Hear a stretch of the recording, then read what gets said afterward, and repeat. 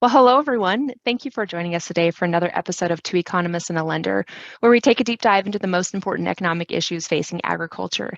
I'm your host, Carly Jacobson, and I'm back with David Widmar and Brent Gloy from Agricultural Economic Insights, along with our own Chad Jacobs, a financial services officer serving the Southwest Iowa region. So, depending on who you talk to and how you like to think about equity in your operation, this topic can be a bit controversial. One of the things I appreciate, though, about today's conversation is that you won't feel like you have to pick a favorite. And because, spoiler alert, they are both great ways of looking at equity. Digging into the differences between earned equity and unearned equity can be really powerful. Brent, I love this topic, and I know it was your topic idea. So, really glad to have you kick us off. Thanks, Carly. This is one of the topics that I wanted to talk about in this series, and in part because I think it's so important and it's so useful as a gauge and kind of the long run of how your business is performing. And it really kind of helps us disentangle two things, and it's pretty easy to do. So it has all of the metrics that I like. It's pretty easy to do, and it gives you some pretty darn useful information. So as we start, I think it's useful to just kind of think about um, the financial information we look at kind of on a regular basis. And one of the things we do, and we say, well, how'd the farm do? Well, probably the very first place you're going to go to is your income statement. And we've spent quite a bit of time on income statement types of issues in this webinar series. In fact, we had a Know Your Costs episode, which I think was number 26. Hard to believe we've done that many of them. And that was all the way back in July of 2021. We also looked at kind of accounting profits on a cash and accrual basis and economic profits.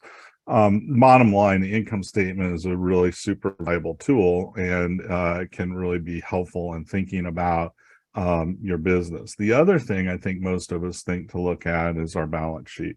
And the balance sheet, as we all learned, a long time ago, is kind of a what you own versus what you owe kind of analysis. And we can do all kinds of interesting stuff with it. We can kind of look at the structure of the balance sheet, short-term and long-term assets and liabilities, and look at the match of that and all those kinds of things. And we also look at a cash flow statement, which will kind of convert all that into cash flows. But one of the useful things we can do, these statements make up what we call the coordinated financial statements, which means they all have to work together. So the income that you make has to kind of be reflected on the balance sheet somewhere.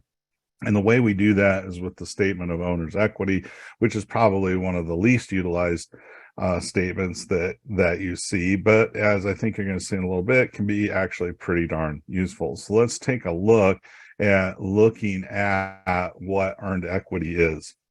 And earned equity is just what we earn and what we hold on to. So net farm income, you take out kind of family withdrawals, things that you put money into in other places. And that's what you've retained in terms of earned equity. Now, there's, I think, about 4 reasons that this is really useful. First of all earnings aren't really equal. We have different sources of them. We have operating earnings. That's how much earnings our business is generating just by running it and operating it. We also have earnings that we get, and we call them earnings on a accrual adjusted framework, or if we mark our assets to market, well, those come from appreciation, and those are earnings that have occurred. I mean, for instance, we have farmland, its value goes up. That is an appreciation. It's a good thing. There's nothing wrong with that.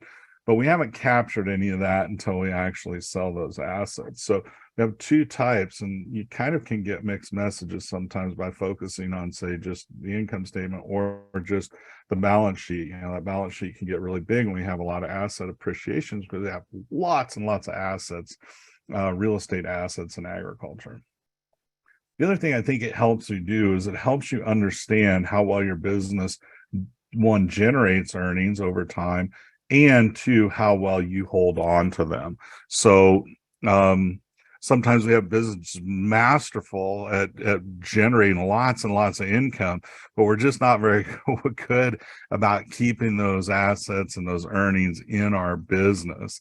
It also can help us understand how fast and how well you can sustainably grow your business. So if we have a business with a really good earned equity generation machine or engine, we can grow our business pretty rapidly. Whereas if we're getting just a lot of our income or our growth through asset appreciation, sometimes that can be a little bit riskier to grow your business on. And it also helps us understand that kind of balance between, I think most farms, we have basically two businesses. We have an operating business that, we grow crops, we raise livestock. We try and do that at a cost where we can make money. That's kind of the operating side of your business. And then there's that investment side of the business. So we're going to switch gears and we talk about earned equity, primarily an income statement activity that we're capturing. The other category of or source of equity change that we see comes from unearned equity. Now, I'll mention right off the bat, this is a really unfortunate name. Unearned equity has this connotation that doesn't mean, you can just envision all the ways that it unearned, you didn't earn something, how that can be conveyed. And that's, we want to sort of put up front, let's not get too attached to that being a negative connotation. This is a good thing for your business. This is a positive thing for your business. It's one of the big values or one of the biggest benefits of being in farming. You get to own these assets, they get to appreciate over time, and you get the earnings from managing those assets. And so don't get too caught up in that nomenclature. But we just want to mention up front that this unearned equity typically takes place on the balance sheet. It takes place through these balance sheets adjustments, not all the time, but if it's primarily from the balance sheet that we see these adjustments. And there's a couple ways that this happens. One of them is through irregular events, maybe such as a gift or inheritance. Maybe you inherited a couple hundred acres of farmland. You put that on your balance sheet, that increases your equity. Your balance sheet looks a whole lot better, but it didn't tell us anything about the operations side of your business, right? We didn't generate profit from raising corn and soybeans or livestock to get that farmland asset that also is an equity on our balance sheet. The second way we see big sources of changes in our unearned equity comes from the changes in capital assets. So think about farmland values increasing over time, thinking about our machinery and equipment being more valuable in the marketplace over time, or maybe breeding livestock. We might be buying cow-calf pairs. We value those cows at $1,000 a head, and over the next few years, the market changes, and maybe they're worth $1,500 or $1,800 a head. So these are ways that balance sheet can play out. Now, I want to mention earlier that these can be very consequential impacts for your business, but oftentimes as managers, we can't control this a whole lot. This is sometimes outside of our sphere of influence. If earned equity is kind of those operational decisions, our operational success, this unearned equity is sometimes, again, very consequential, but not necessarily part of what we're focusing on day-to-day activities. I kind of was thinking about this earlier, kind of a football analogy, if we can borrow something from sports. Earned equity is kind of putting together an offense that runs plays, passes the ball, gets first downs, accumulates yards, and tries to get a touchdown. This is sort of the blocking and tackling, the earned equity. The unearned equity would kind of be like the defense scoring a few points because they captured a fumble, or there was a interception they caught in return for a touchdown. Those defensive points can be really consequential to the game, but it's not something that we can plan on from play to play or from game to game. One of the reasons why unearned equity is really important, especially where we are today, is that their unearned equity can create some decision traps. Richard Feynman, and we've had a podcast or a webinar about this topic, about decision traps, and Richard Feynman's got a great quote that we've mentioned a few times in different episodes. And it's, the first principle is to not fool yourself, and you're the easiest person to fool. And I think that this unearned equity creates this management opportunity to maybe fall into these decision traps. And there's a couple ways that this plays out. The first one is what we call the wealth effect. Now, if you're not familiar with the wealth effect is this idea that when people have more money in their bank accounts or they feel wealthier, they tend to spend more money. And then on the other side of the coin, when people have less money in their bank account or they feel less wealthy, they spend less money. It's this disconnect between earnings and wealth. And we have to untangle this, because if we feel wealthy because of something that happened in our unearned equity, if we feel like our operation did really well, but a majority of that increase in equity came from farmland value adjustments, it isn't necessarily a reflection of the earning capacity of our business. So we might go out and make decisions like buying a new farm ground or expanding our operation or going on a big family vacation based on that wealth component, not based on how much we had generated in profitability. So that's the first piece of that wealth effect. The second one is we want to avoid something that we call the valuation yo-yo effect. It's kind of this emotional roller coaster that goes through that when farmland markets are going up, if we keep marking our farmland values up to the market, we get that positive wealth effect feeling going on. And then all of a sudden, if the market turns down, we got to reevaluate that land. We got to bring it down. That can kind of play to the other side of the pendulum swing. So we want to sort of manage this balance sheet in a way that we're not getting caught up in this wealth effect of feeling really wealthy one year because the farmland values went up and feeling really bad about our operations success because the valuations adjusted. So this is why we want to untangle these, and we want to think about these. We want to put two different lenses through our manager viewpoints, one on the earned and one on the unearned equity components. The second piece here is if your estimates are wrong, which side of wrong do you want to be? So this idea of, okay, we're making these estimates, this is kind of an argument for being very prudent as to how we're putting together our balance sheet estimates and thinking about this over time, because in all reality, these estimates of our farmland values could be a little subject to error. We want to make sure there's some cushion in there, some financial cushion, that we're not pushing these estimates to the extremes. And then when there's a shock to the system, it doesn't create a bunch of challenges for our business. One of the points that's really relevant to mention here today in 2023, and we talked about this with Kirk Mankert in our earlier farmland episode back in January, is farmland values have changed a lot. And this chart shows the annual change in top quality farmland values in Indiana going all the way back to the early 1980s. And this is the dollar value that those annual changes make. So in Indiana this last year, farmland values were up 30%, and it was about $10,000 valuation. So that's a $3,000 per acre increase. So you can think about how much equity change that reflected in the balance sheet for these for operations. If they were marking that to market, it has huge impacts for that wealth effect or for that balance sheet. Well, we got to put some caution to that, right? Balance sheet should reflect those values that we could liquidate the asset for. So if we have to sell this farmland, we're going to have to accrue some sort of capital gains tax. And we're probably going to have to accrue some sort of transaction fees for listing or putting this piece of farmland up for auction. So this is another kind of 2 points here. One, this quantifies how big of an impact this recent farmland market could have on this unearned equity thing. You can think about how many years would you have to farm this acre of ground to raise corn and soybean profits to get something like $3,000 an acre in earnings. This could really distort your perception of how well your operation did if you're looking at this equity change without untangling unearned and earned equity. Second component here is not all of that $3,000 is going to be, available to you if you liquidated that asset. This is sort of a gross number. There's going to be a lot of other elements that we got to keep in mind. So this is one of the caveats for this, and we got to keep in the back of our mind to help you make better decisions as a manager. David, I think I apologize to everybody. I was just talking away and all of a sudden realized I was looking at a screen that said your Zoom session is over, and so I have no idea where it cut out. I was just yakking away. So the good thing is I'm sure David told you better things than I would have said anyway. So I think that the point you were just making, though, is a really important one.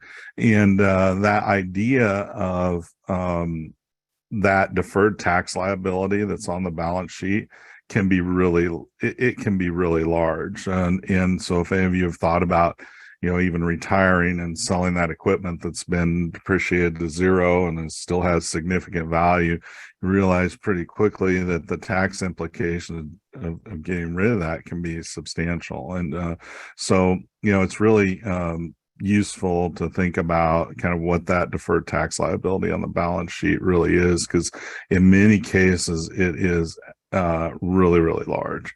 The other thing is that, we have these assets like farmland, and, there's kind of two approaches. Maybe you talked about this, David. I don't know. You can kind of value them at cost, as if they've never gone up, or you can value them at market, they went up a lot. It makes a big difference in how you look at your financial situation. And probably the best way to do is some combination of both. And we talked about that even in the budgeting scenario. Do you put in a really, really conservative budget, or one that I think reflects more reality, but maybe is a touch optimistic? And so I think those are all useful things, and the same issues apply here. So let's just take a little bit of a step at looking at that statement of owner's equity. And what we see here is the top portion of that statement. This individual started with a net worth of just short of right around $850,000. And in that year, they made $100,000. They used 80,000 of that on family living, and they had a total earned equity of $20,000. Now, that's kind of the earnings engine of that business. So generated pretty good income on that size of assets, but that family living consumed a whole bunch of it. So they kept about $20,000 in that business. Then on the unearned side, the portion of, they had some land that appreciated, some land appreciation. They actually inherited a little bit, and they had some appreciation in their livestock and machinery values. So they had $80,000 of unearned equity changes to get that total net worth up 100. Now, we're not here to say that's good, bad, whatever. That's reality, but it's important, I think, to think about, okay, if we want to grow that business, continue to grow that business, what can we do to boost that earned equity side of the ledger a little bit? Is there an off-farm job or something that can help keep some of those earnings that business generating keep it in the business? And Brent, one of the things we've also talked about in earlier episodes, one about family living expenses, one huge differential that you could think about for your operation is, what is that family living component? If you could take it and you could work an off-farm job early in your career, you can work that lower. Maybe you're actually making a negative contribution. You're making some investments into your business. That could be a huge source of this earned equity component. And so we talked about both earnings that the farm generates, but also the ones that we retain. And that net difference is oftentimes that family living component. So there's a lot of ways that can play out. And this is a good way to look about how these two balance sheets from a year apart, $100,000 in equity changes. All right, what were the sources of that? And we might come to some different conclusions if it's 20,000 earned and 80,000 unearned versus the other way around, 80,000 earned and maybe 20,000 unearned. So this is a way for you to help think about that. So as a bit of a wrap up here, before we get to our lender expert, Chad, this month, we're going to talk about, we're going to wrap this up with a few ideas. So first off, really important to keep the two sources of equity changes in mind, earned versus unearned. On earned equity, it's really important that we measure and track it over time. We want to get a good feel for how that is trending in our operations. It gives us some idea about future opportunities and future growth. On the unearned equity, it's important to observe it and remain cautious, maybe even dubious of it. We want to make sure that we observe it, and it's, again, a good thing. We want to see unearned equity changes, but we just don't want to necessarily build a business model around counting on those or anticipating those, especially for several years in a row. Second piece here is to make sure we consider those deferred tax liabilities. Those can be quite substantial, especially when we see farmland values change a lot. And the third piece here we're talking to Chad a little bit about is establishing a consistent process for monitoring that and measuring that and making some plans and procedures in place. And finally, I want to encourage you all to think about this statement of owner's equity. Maybe you can create one of these for your own operation. Maybe you already have one of these created, and you can start to use that a little bit more in your decision-making process. But the main goal for that statement of owner's equity is just to think about, how did the equity change over year in total, and then what were the big sources of that change: income, family living, and then all these valuation changes. So it's a great tool to have and to use in your decision-making process.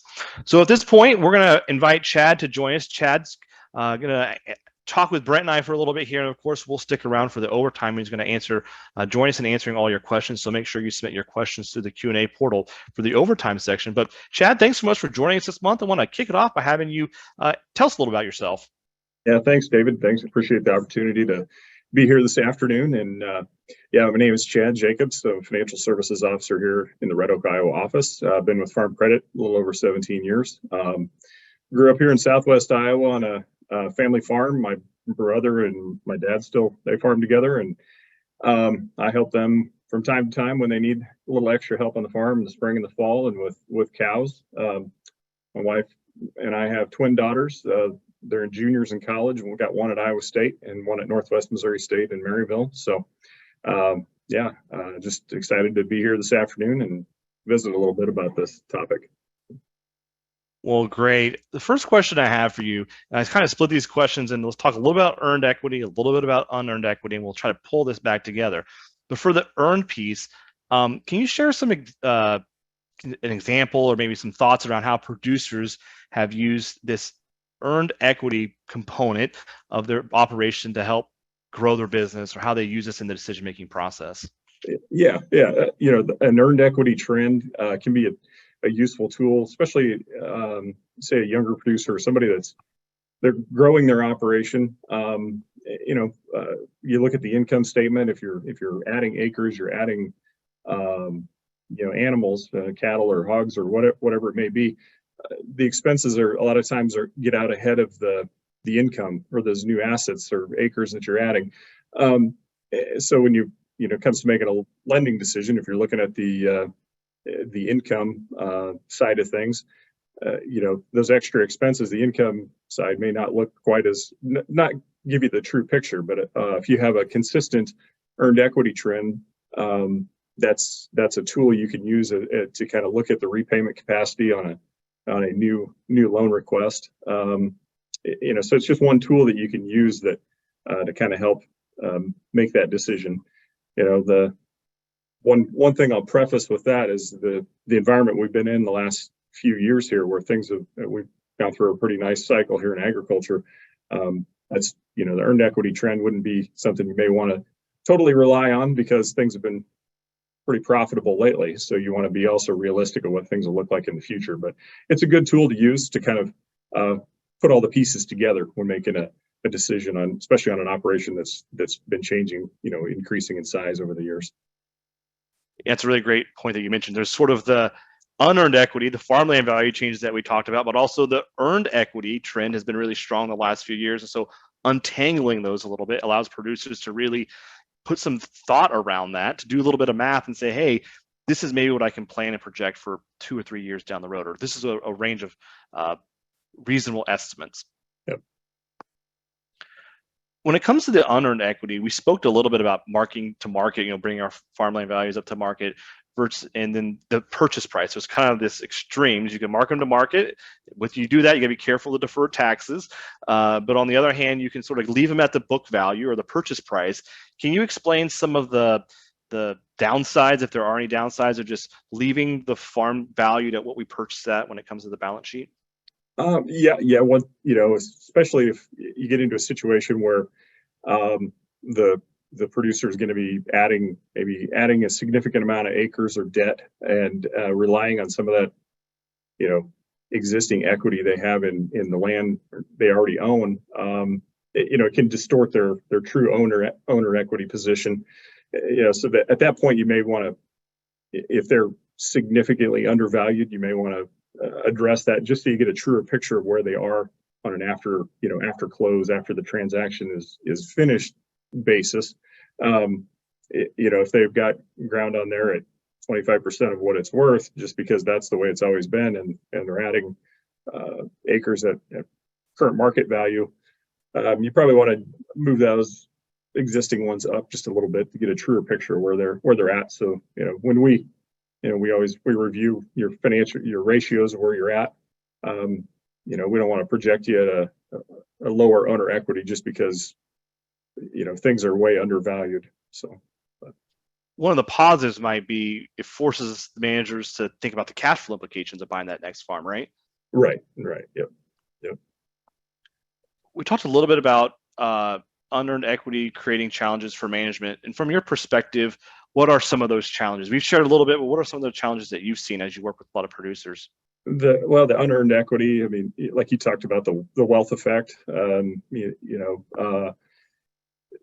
it can kind of fool you into a sense of, getting away from, okay, looking at the repayment capacity from an income side versus the wealth effect. The other perspective, the other problem that can with those higher asset values, if a lender only focuses on the collateral and that current value, lending into that, and Brent touched on the deferred tax liabilities.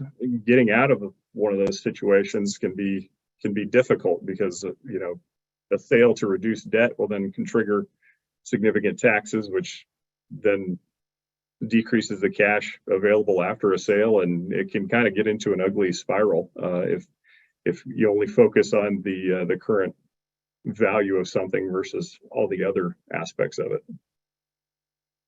One of those situations where we get ourselves in a little bit of a tight spot, and unwinding that can be very, very challenging, especially if we have to unwind a significant portion of that. Yep. So if a producer is wanting, we mentioned earlier, a good strategy here is to be consistent in how we're updating our balance sheet, maybe take some of the emotions out of it, put in some processes to maybe make this a little more automatic or a little less subjective from year to year. What are some specific tips and strategies that you have in this space? Yeah, exactly. The word you touched on there is consistent. Consistent in how we value things year to year, and also consistency on timing. And being consistent on time of when you do that balance sheet every year doesn't necessarily have to be done at the end of the year. Maybe it's that's always probably a good time to do it, but if it's a February 1st or it's a November 30th or whatever the date may be, being consistent on that time year to year allows that trend to be more accurate. So you're not going 9 months between balance sheets to 15 months the next time. I went back and looked, and I have one customer. We've done a balance sheet the week of Thanksgiving every year since 2008. So very consistent on timing, and it makes the process, I think, easier because they know that's when we're going to do it. They're ready, and try to get a lot of my customers do them at the same time every year, and it just makes the process easier. I think it's more accurate that way. And then also on the valuing of the assets, on how we depreciate machinery and equipment, and improvements, and being consistent on that year after year, that just makes everything a lot more accurate.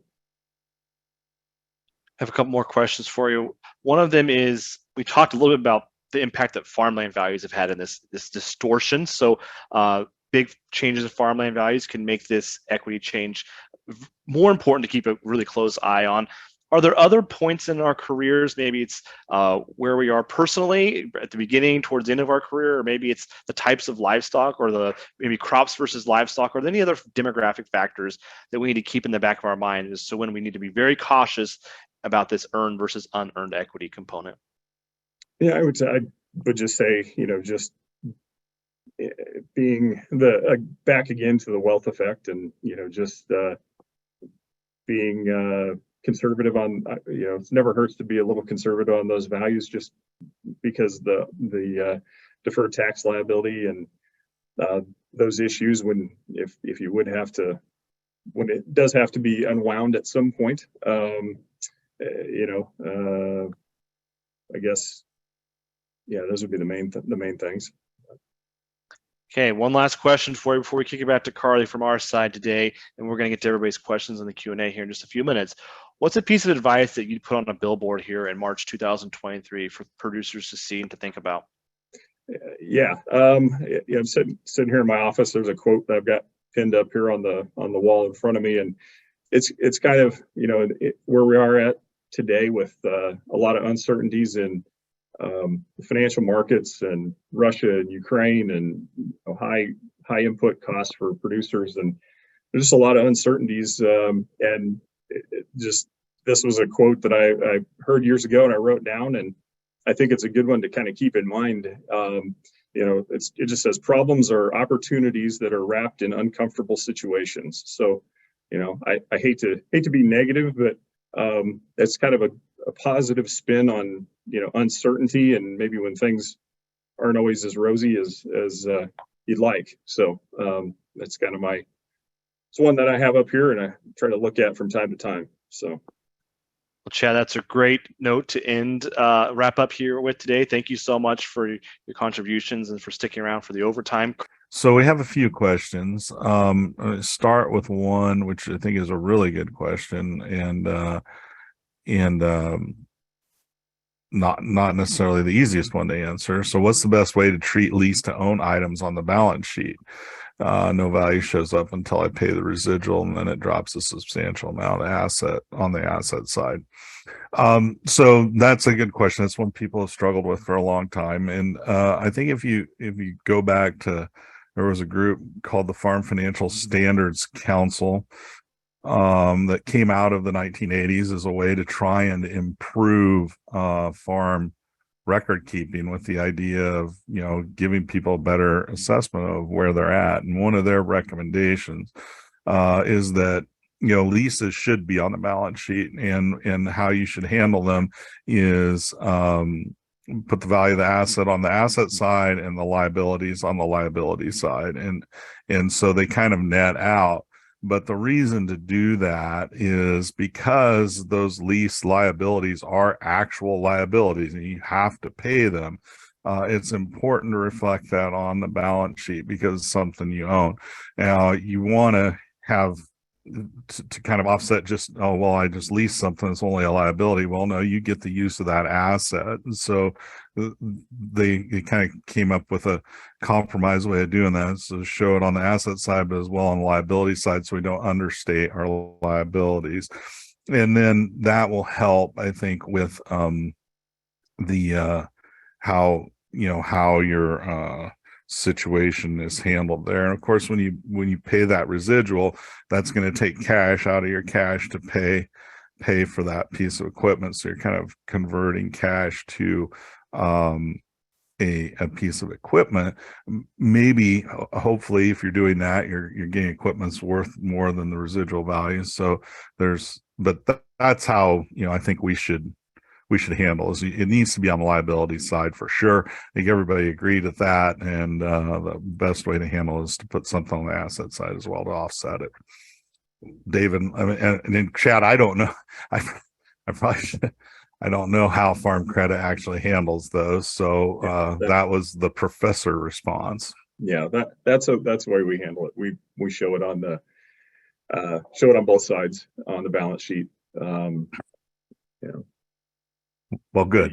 The challenge a little bit sometimes is getting the payment with a lease where you got the residual at the end of getting the payments to show up, to match on the liability side. But we show both. But. Right. It's tricky, and that's why it's a good question. What about basing unearned equity over an average, say a 10-year average versus year over year?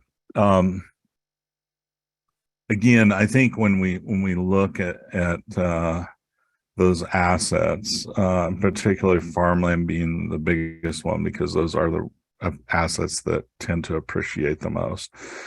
There's a lot of different ways one can do it. And like I said earlier, some people would say, well, if you talk, my dad, he'll say, well, I just, this is what I paid for, that's what I valued at. Well, yeah, that's one way to do it, but it's probably not a full reflection of reality, and we want to try and get it somewhere close to reality. And so, if you feel like that 10-year average gives you a better perception of what is real, then I think that's fine.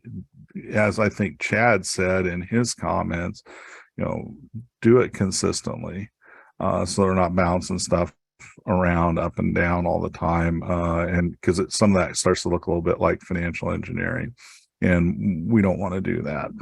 We're trying to get information to help us run our businesses better, and so I think the best depiction of reality is what you should do, but it doesn't mean just writing in what the highest auction price in the county was today, because that's not real either, because you wouldn't capture all of that if you sold it, and most of people don't really want to sell it anyway. I don't know, Dave, if you have anything to add to that. I think the key part there is to create a consistent process, talk talk about that with your teammates, your family members, explain what the rationale was, what are some of the benefits of that method, what are some of the blind spots of that method, and then recognize that when you work with your lender partner, they might have a different process for their underwriting. And so each decision that we make might require a different lens to view that data. But I think, the fact that this question is out there is a great first step. Just make sure we know what questions we're trying to answer with that, and does that line up with the goals of the business in the long run. So it's really a great perspective. Yeah, I think the biggest thing we're trying to do is not confuse, a business that's generated most, where to help people understand, just understand where the sources are coming from. Because if you confuse, a lot of appreciation, equity growth with operating earnings equity growth, you can get yourself into trouble. And so we want to just make sure we really understand what that operating engine is doing, because those valuation changes can change dramatically. Recently they've been upward, but it's possible they go the other way too. And that leads into another question about a couple of questions about farmland. One being, with these higher interest rates, what is going on? What is likely going on with the capitalization rate of farmland? I don't understand purchases for 2% or lower cap rates, and I think that's a good observation, a good question. Interest rates are really important in asset values like farmland, but their impacts are not felt immediately. And so sometimes we can see things happen like this when rates are rising really rapidly. You can look out and the farmland market doesn't appear to be adjusting as much. And part of that is because only a limited amount of it sells. It's not like the stock exchange where you have really liquid markets for all these assets that are trading every day, every second. Bond markets the same way, with lots and lots of people buying and selling. It doesn't happen in farmland. So sometimes it takes a while for the reality of those changes to set in.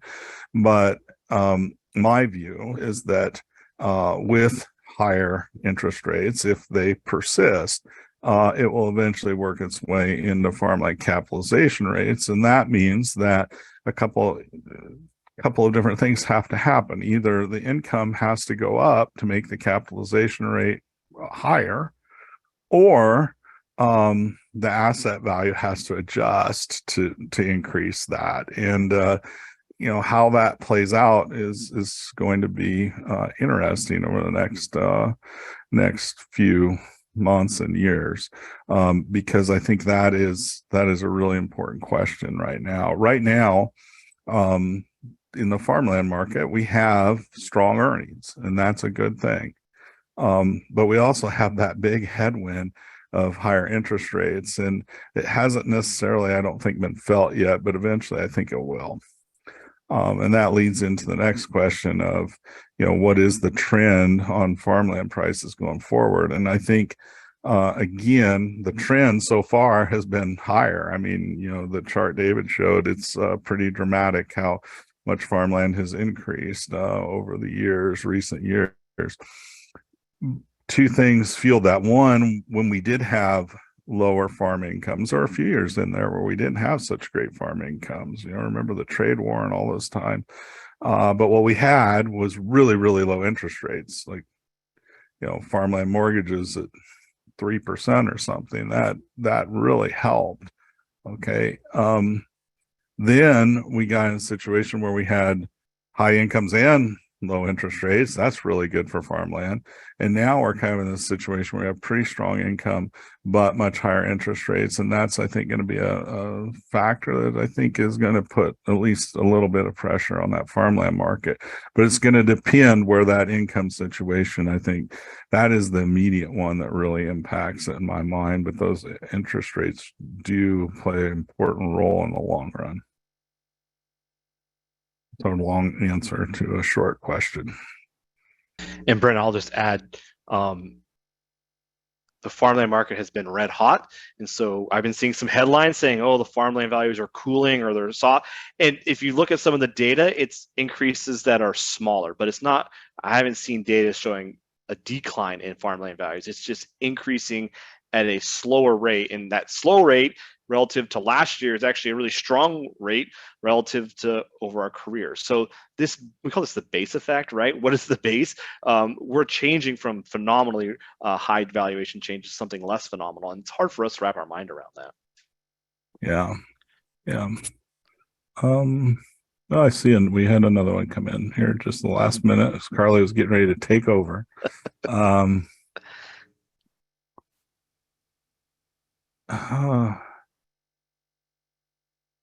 Okay, so basically it's asking, if we have farmland that has, I believe it's how it's, if we have farmland that has other things on it like hardwoods, impact the appraisal of a farm. And I would say yes. How much, I guess, depends on the type of hardwood and the type of value and all that, and it can be a pretty volatile component of it as well. So I would say that